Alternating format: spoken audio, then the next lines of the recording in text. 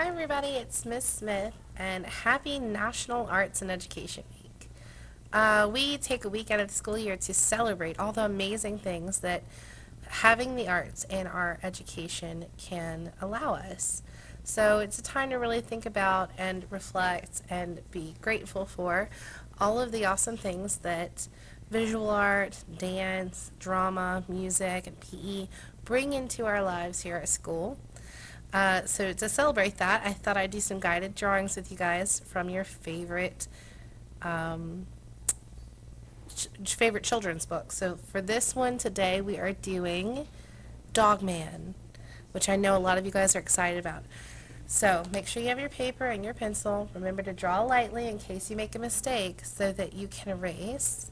And let's get started with Mr. Dogman.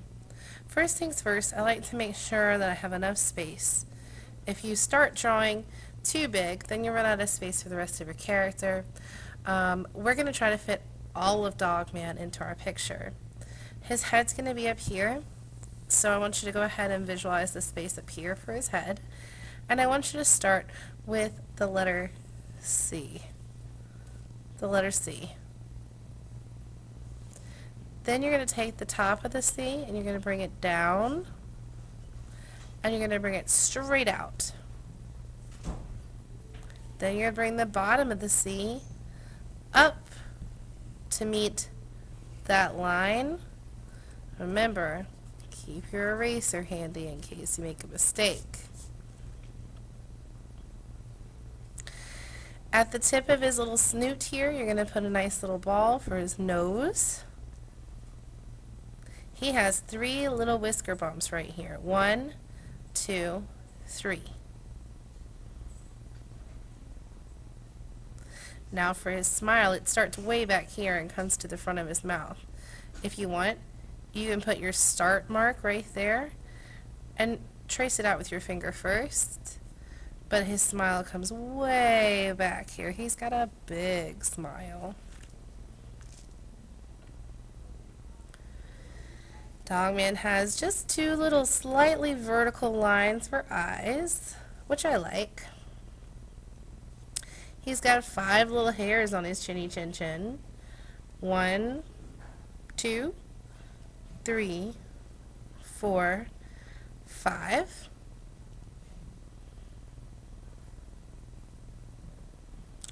His ears are going back behind his head here. So let's do ears. 1 little ovally ear, 2 little ovally ears. Remember, if it's not quite right, you can erase your mistakes. I'm going to make this one a little longer.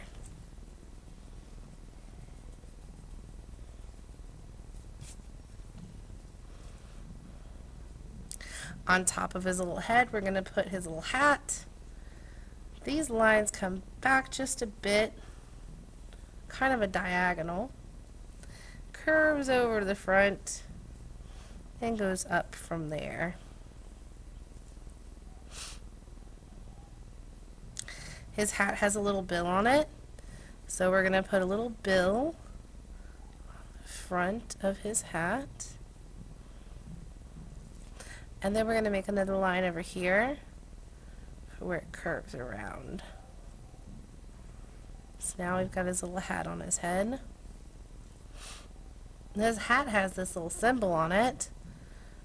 So we're going to use a curved U shape. And then we're going to top it with a zigzag.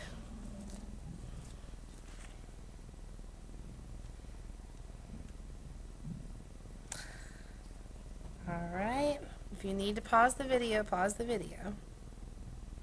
For his shirt, we're going to come down in this area, diagonal lines on each side, straight out of his head.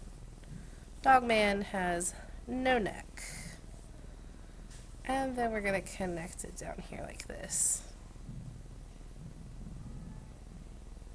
His shirt's got that same symbol on it, so let's do another U shape and a zigzag.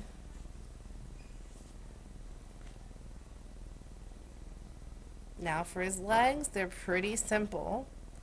You're just going to go 1, 2, 3, 4. They're slightly diagonal lines.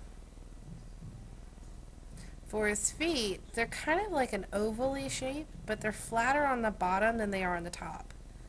So I'm going to start here. I'm going to make a curved line from the back of his ankle out towards the front. And then I'm going to go kind of flat on the bottom. So that's a little more flat. So kind of flat on the bottom like that. Now here comes his arms. And the arms, I'm going to show you a little trick that I do for arms. Elbows can be kind of awkward. So instead of taking and worrying about the outside of the elbow, we're actually going to create the negative space right here, inside the elbow. Do a little V shape on each side. I like one a little higher than the other. Take a line out from the bottom of each one of those V's for the cuffs of his shirt, his sleeves. Do 3 little nubs for his fingers. 1, 2, 3. We're almost done with his arms. His arms are going to start way up here. Not here, not here, way up here. They're going to come down and over. This one's going to start over here. We're going to come down and over. Just like that. Now that I have everything that where I want it, I'm going to take my marker and I'm going to go over the lines I want to keep.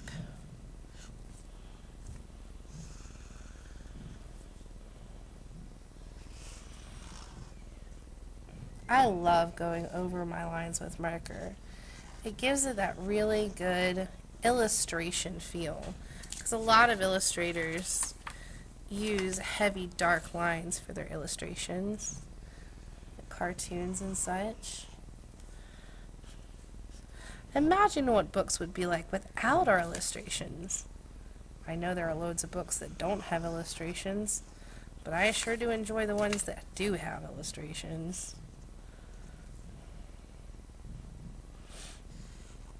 That's just one way the arts makes our life more interesting.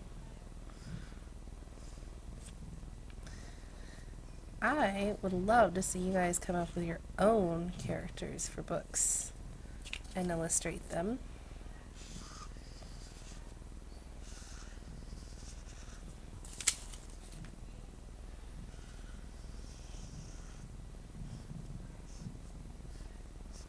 So I'm just going over the lines I want to keep with my marker.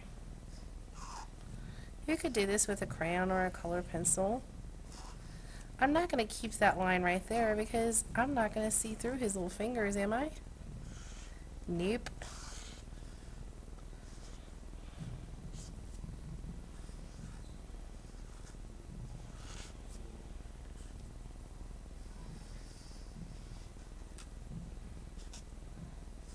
I know a lot of you guys are excited about drawing Dogman because I've had practice pictures of him on my desk for a little while.